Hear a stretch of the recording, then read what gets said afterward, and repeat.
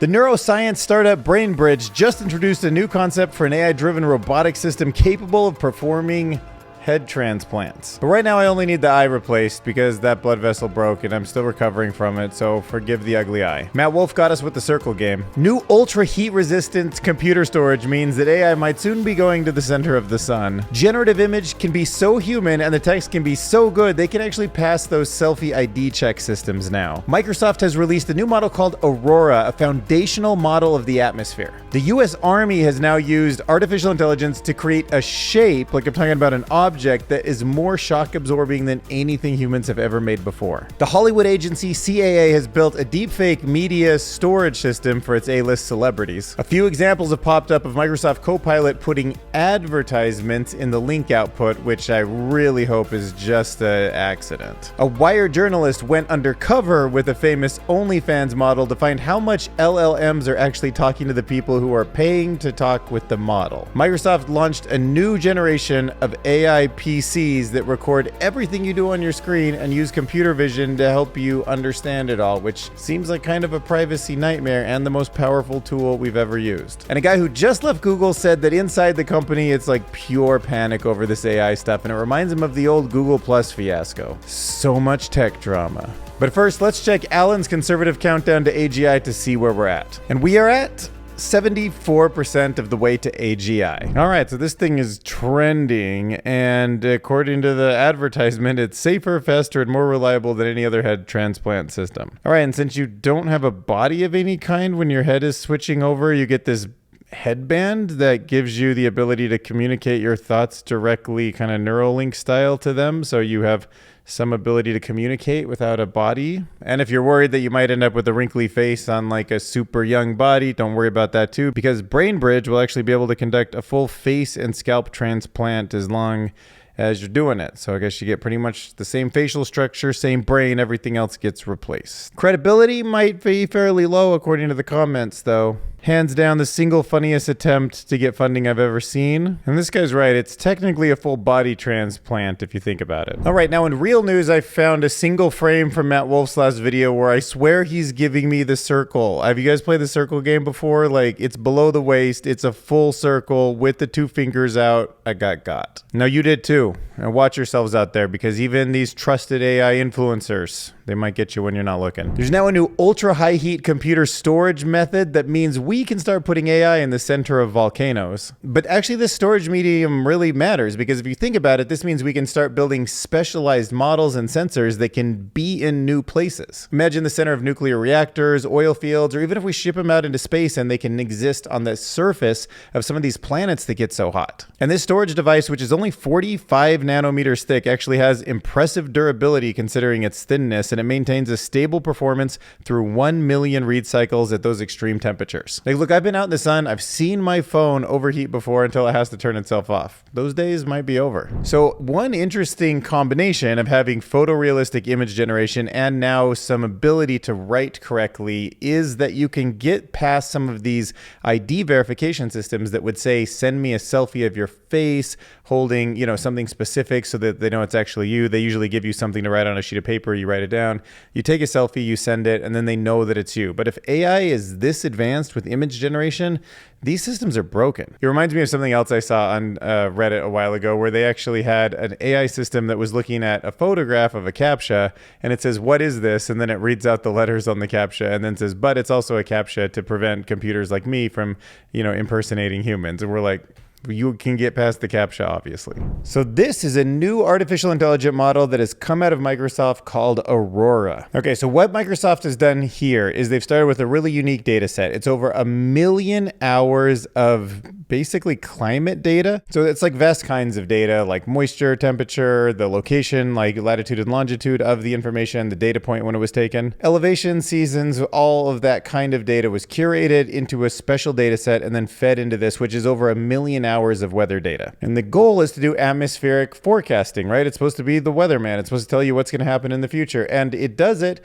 without using too much computation and with better accuracy than the other models it competes with. And I say that because it does outperform the other models, but that doesn't necessarily mean that it knows if it's going to rain tomorrow with 100% accuracy or not. But its ability to generate these 10-day weather forecasts every day and instantly and quickly, and including the 5-day air pollution predictions with more accuracy than any other system is still something that matters. It's a benchmark that's getting more and more trustworthy. Like how these early models used to hallucinate so much that you didn't even know to trust it, and now you can use these models hundreds of times and only find slight hallucinations once in a while, and they're becoming less and less common.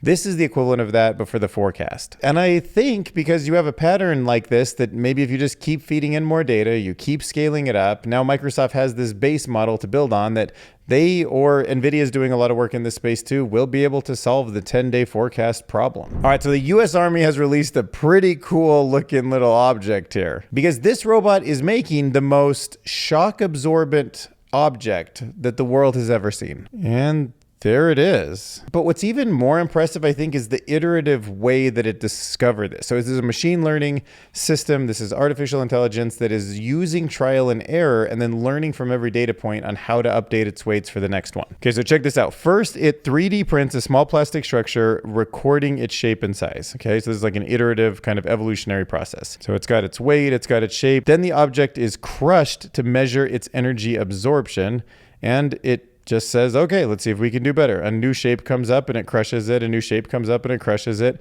And it iterates towards something unique. And sometimes it takes these random jumps into new shapes and it discovers. And what did it find after all of that time and all of that trial? That this 4-clover sort of twisted SpongeBob-y looking thing is the most energy absorbing shape. All right, ready for the satisfying crunch? Look at that shock absorbing. All right, now let's turn our attention over to Hollywood. So one of the big agencies that manages a bunch of really big stars is called the CAA. And with many of these stars having their digital likeness used without permission, the CAA has built a virtual media storage system for their A-list talent. It's not surprising that we see Scarlett Johansson on there after this OpenAI drama. She was almost the voice of ChatGPT.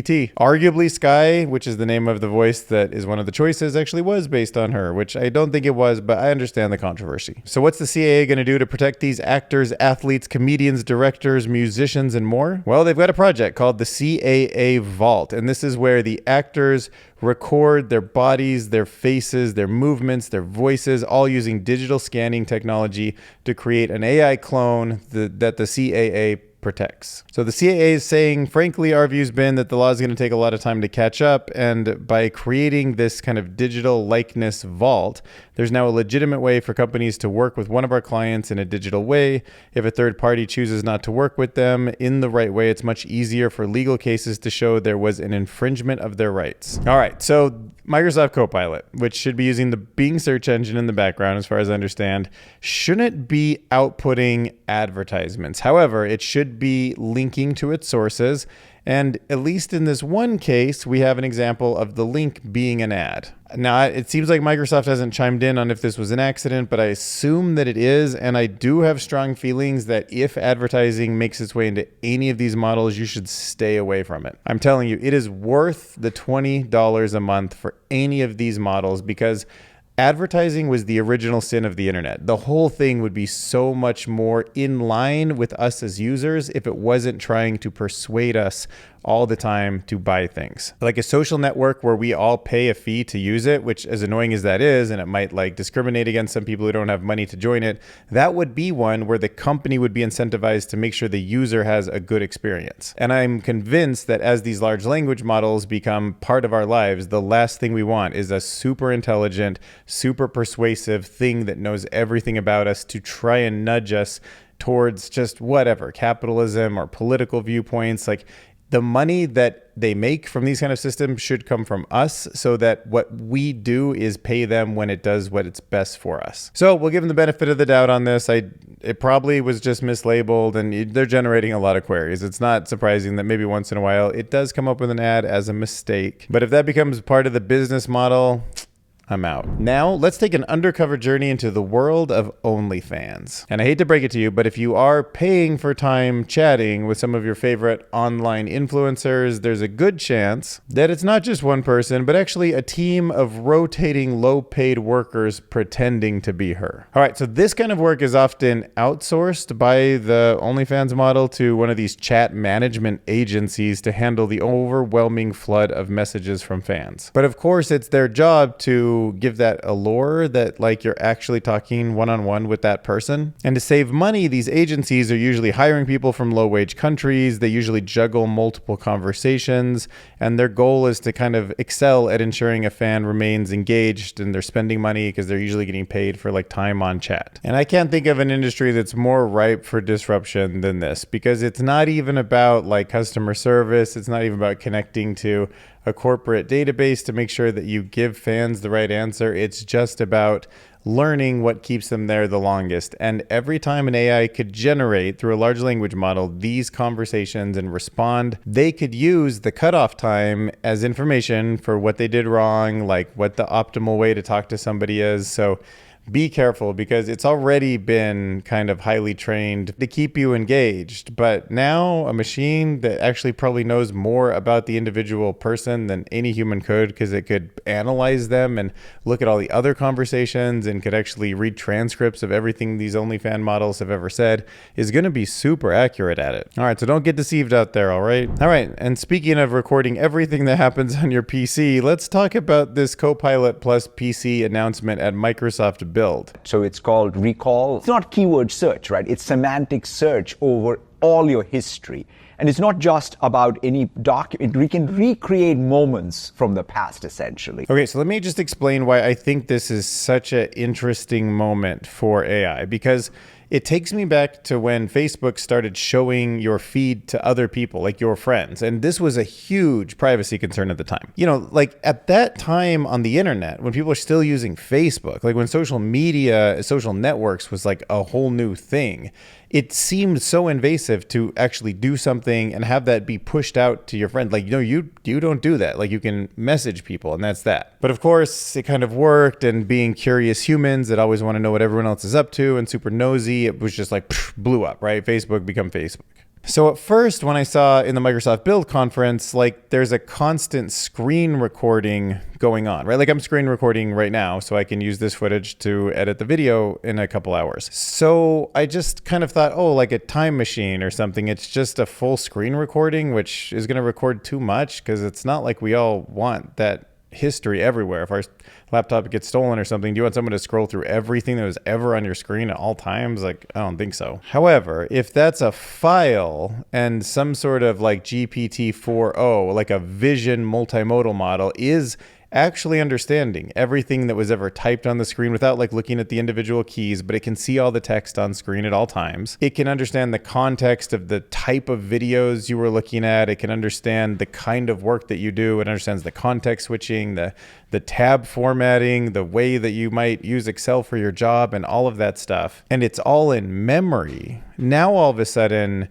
we're talking about what it's like to have a coworker with you the entire time, somebody who actually understands and paid attention to you every minute and can actually recall things. That is different. Like, that is going to be, arguably, it doesn't work so well yet, but it just a few iterations. And honestly, even with where we saw GPT-4o at, like, it probably does work pretty well if you have a month's worth of screen recording and it's all in the memory of some kind of a system like that. To say anything, like I was on this one TikTok probably like a month ago, and it had this like cute golden retriever that was like is grabbing a frisbee, but like, who is that creator again? Like that's probably in there. And what Microsoft might be setting themselves up for is connections to APIs and to apps of the future that can do your work for you, because it will know exactly who you email and how you email them. And maybe you could even give additional text and say, hey, like this is my boss. Make sure to write a bunch of emails to them. Make sure it's really formal. Make me look like I'm working hard or anything like that. And it will know exactly how you've been trying to do that before. What if it reads everything you've ever put on your screen, summarizes you, and gives somebody else a summarization of the kind of work they should be doing to help you without revealing all your important data? But then, I don't know. It's like you could onboard clients by just being like, yo, just dump them this like giant file, this video file with AI on top of it, and be like, yeah, here's my job. Like, you now do it. Or the agent just does it for you. And now you start outsourcing all of your everything. Like, no matter what the app is, no matter how you use your mouse, whatever your shortcuts are, it can just figure all of that out with a human interface. It's not about building APIs or automating things. There could be this reaction from some people that this is pretty creepy. Microsoft is taking screenshots of everything I do. Yeah, I mean, that's why that it can only do it on the edge. This is my computer. This is my recall, and it's all being done locally. Yeah, like a Google photo search, but for a video of everything. I don't know. Well, Microsoft is over there just launching product like crazy. Google, I guess, is just in total panic mode. All right, so this is former employee Scott Jensen says that I just left Google last month and the AI project I was working on was poorly motivated and driven by mindless panic. And as long as it had the word AI in it, it would be great. And the myopia is not something driven by user needs. It is stone cold panic and they are getting left behind. And he's saying that the vision is that these Tony Stark-like Jarvis assistants in your phone will lock you into their ecosystem, make it so you never leave, is pure catnip. The fear is that they can't afford to let someone else get there first. And then BT dubs, Apple is no different. They too are trying to create an AI lock-in with Siri. So I don't know. I mean, I kind of don't blame them for this one. I mean, Google Plus, I did kind of understand why they thought they needed to not lose that. They had YouTube, they had Google, but they were missing Facebook. And that was one of the top 3 places people were going to search and hang out. So they wanted to try to get that space. They were big enough they could have made a play for it in the same way like Microsoft built Bing to go after all that Google money. But, you know, even though these things are far in second place, they still build up like a certain type of infrastructure, and AI is going to change the world. And anybody who can really build a viable ecosystem and they are in the running should be probably going at it full speed, in my opinion, but I'm not the Google CEO, and now am I? All right, so let's start by diving into the black box problem. The thing is that we don't really know how to understand what's inside the human brain or artificial neural networks. Now, we have a grasp of what's going on, which is there's meaningful relationships between data points. If it's a large language model, king and queen, man and woman, and the difference between men and women and the difference between people who are kings and queens and regular people all have a certain distance that can be calculated, so it's captured some sense of meaning. But when you have billions, trillions of parameters and just so much data, none of it makes any sense. It all just looks like a mess of gobbledygook, but there's meaning in there, and that's why these things work so well. And that's a big concern, because if something makes a decision like that hurts someone or a decision that invades privacy, we need to kind of understand the workings inside the system. I mean, arguably same for humans. It'd be nice if we knew like why people did bad things, right? So we could not or stop them or put them in jail or whatever. But a human brain is just a human brain, and we sort of live with the understanding that you can't peek in there and that some people might do weird stuff, and we have to just try our best to keep society together. But Anthropic is trying to do better, and they have some really smart people over there, and they have had a recent breakthrough by the Anthropic research team that could shift some of this dynamic and shed some light onto how to make sense of all that mess. And I guess this system is developed around an interesting technique that can visually dissect these AI models, and it identifies neuron groups. So I guess like the way we think about a certain object, or we do like math or reasoning in certain parts of our brain, not that they're necessarily meant that to be that way, but that's the kind of signals they've got their whole existence, and that's the way they've sort of formed.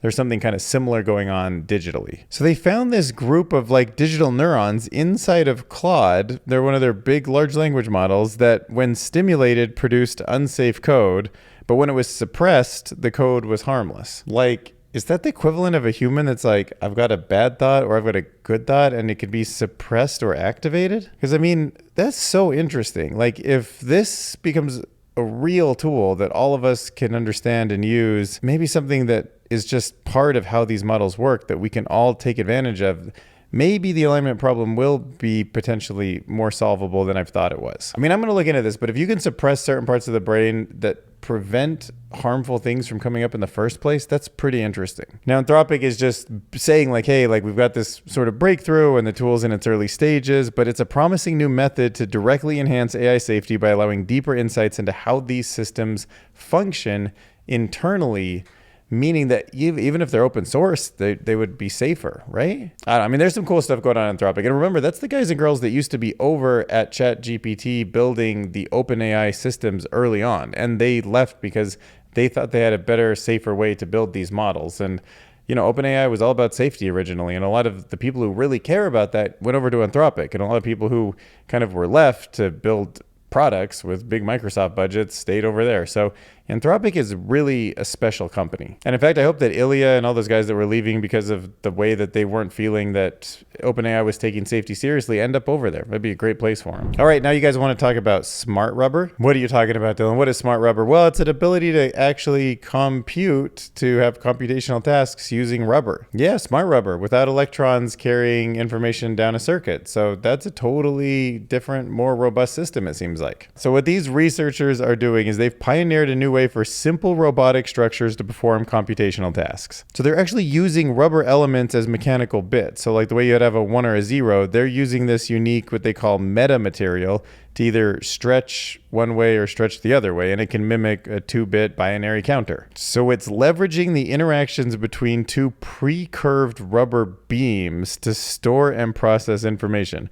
offering potentially an alternative for powering devices in situations where electricity is unavailable. All right, so let's see how this works. Can rubber compute? I am so ready to find out. Okay, so let's start with a simple computation. Counting. It's a binary counter. Oh, cool. Okay, yeah, I see what it's doing there. And we can mimic this counter with rubber. So this is the rubber counter with 2 bits. The bit is a 0 or 1 if it bends left or right. Okay, so bent to the right, it's a 1. How does it count? If we pull and push, it counts up to 4. Can we do more complex computations? This is how a turnstile works, right? Lock, pay loops around locked. Okay, pay to unlock. Push to lock again. Now our rubber bits can do this too. Push, pull. This rubber bit can do 17 computations. Controlled pathway and sequential information processing. Okay, let's screenshot that URL because it's at the PNAS, the Proceedings of National Academy of Sciences.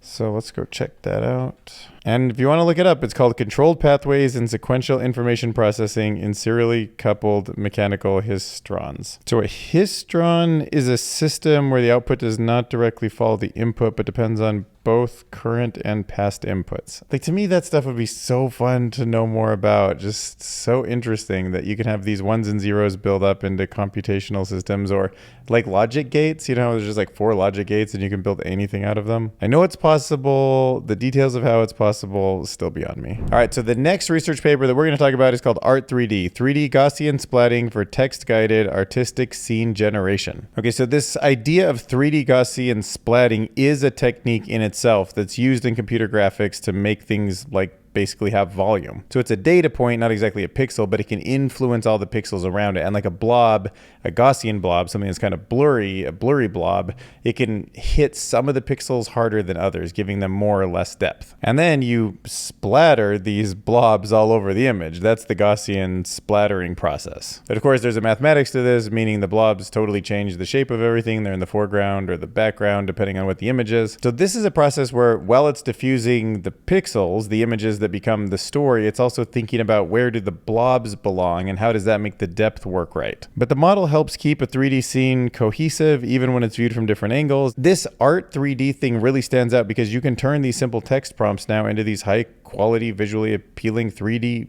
environments. So let's talk about another 3D project. This is called Grounded 3D LLM with Referent Tokens. So this model is designed to tackle multiple 3D vision tasks like object detection and language grounding without needs for a specialized model for each task. But what's cool is that it's using this thing called reference tokens. And that's what's allowing it to bridge the gap. It's one of these sort of multimodal specialized systems because it's bridging the gap between a 3D scene, understanding the language, and enabling it to handle complex sequences that combine 3D data. So it's just performing really well across all these benchmarks. And it's doing it without all the tweaking and the task-oriented tweaking that the other kind of models need. And of course, just putting that together with everything from Neuralink to the Apple Vision Pro to a world that has cameras everywhere to understand who we are, and we have this natural language system, you can start to see how we're really going to get lost in this other world, and it's going to slowly understand all of the ways we perceive reality and potentially replace all of them. And then are we even human? Are we living in reality? Are we like on planet Earth? So I wanted to talk about this article. So it was written by Chris Ferry, and it is called "This is How Your Perception Shapes Reality: Life at the Edge of the Quantum Classic Divide." Because I was like, look, if you're already here with me, you're pretty much on the outskirts of reality, and now let's just go quantum and put the whole thing together. And you start getting into a more philosophical question, which is kind of how art isn't actually completed until somebody's viewing it, right? Like if a tree falls in the woods, does it make a sound? I don't know. Like if someone's not there to perceive reality, does it exist? Does it happen? And this author, Chris, he's giving this example of the Mona Lisa to explain that what we see isn't really just the painting itself, but rather it's the light that bounces off the painting, and it's how our brains interpret that light that makes the unique neural wiring of our personal experience fire. And that's kind of everything, right? Like we could be a brain in a vat. We could be going through like the head transplants I talked about at the beginning of the video and still feeling like we have a body. Like they might transfer us onto another body. It might be digital. Like we might not even know. And then of course you keep going down the chain smaller and smaller, and you end up in this quantum world where you have to have an observer. It doesn't have to always be a conscious observer, but an observer to actually trigger the collapse of the wave function to make anything seem real. That has all sorts of issues with even just the way I described it. That might not even be the right kind of way to describe it or think about quantum mechanics, but it's also intertwined with the perceiver and the action that you have to really kind of wonder, is there anything causal in the world? Like when you really get down to it, time doesn't have a direction. But we can say that even if things feel stable and real, the next time you're checking out a piece of artwork like the Mona Lisa, or you're watching a YouTube video like this, remember your brain is playing an important part of creating that experience. And artificial intelligence is probably going to be an agent out in the world that's going to be interacting with the environment in the same way the environment is shaping that sense of self or consciousness, or even just next token prediction, whatever it senses for itself, which I can't tell you. Which means that we're co-creators of this reality, which is really wild when you think about it. So yeah, check out my last two videos. 3,700 on the last one, 3,600 on the one before that. That's pretty good. I mean, considering what I went through for the last year of making this YouTube channel, I didn't always get consistently into the thousands even alone. So to hit 3,000 plus twice,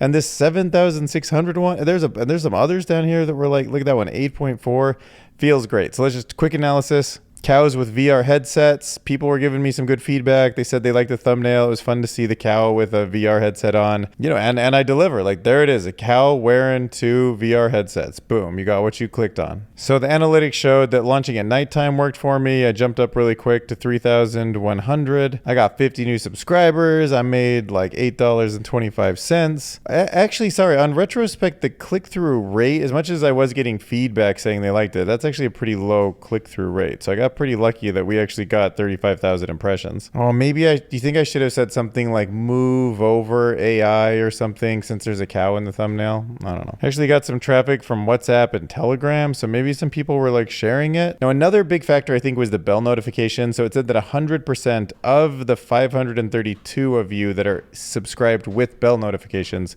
all got notified, and 1.1% of you clicked on it because of that. Now on the AI news DARPA leaks, let's see what we got. See, on this one, we made less money so far, but it's a little bit newer than the other one, but 76 subscribers, even better. Lots of watch hours. The views shot up really quick. They are leveling off at the high end, which is fine. That's all I can expect. So you can see the first 24 hours, it actually was like at 8.2, a few down to 4 point something, 6s. So pretty good click-through rate. I always appreciate, 40,000 impressions or so. The watch time is down on average, but it's a little bit of a shorter video, 20 minutes. I know we have a lot of discussions about whether I should be doing like 8, 15, or 30-minute videos. So, but yeah, 100% male again, no surprise there. Nobody under 18. Mostly people 35 to 44, mostly in the United States, 50-50 subscribed to not. I always prefer if they're not subscribed, but still. So yeah, made $1 on the super thanks on that one. So mostly through the ads, but $1 came directly as a thank you. I always appreciate those. If you guys want to leave a super thank you, obviously they go directly into my bank account. They support the channel, but also they're a great signal to the algorithm that you like the content. So yeah, if you don't mind. All right, see you guys in the next video. Thanks for watching.